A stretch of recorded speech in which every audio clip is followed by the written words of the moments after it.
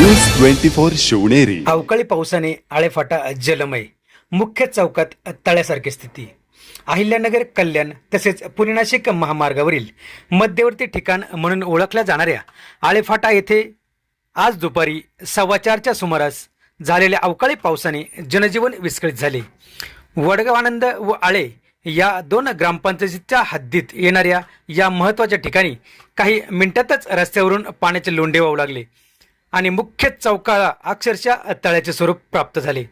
अचानक आलेल्या पावसामुळे परिसरातील नाले व ड्रेनेज व्यवस्था अपुरी ठरल्याचे स्पष्ट दिसून आले.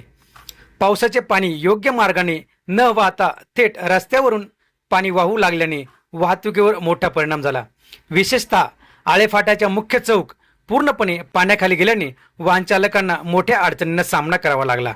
अनेक दुचाकी व चारचाकी या वाहनांना कसरत करत या मार्गाचा अवलंब करावा लागला. या मार्गावर सतत वर्दळ असते, कारण हा भाग दोन महत्त्वाच्या महामार्गांना जोडणारा केंद्रबिंदू आहे. स्थानिक नागरिकांच्या मते दरवर्षी पावसाळ्यात हीच परिस्थिती उद्भवते.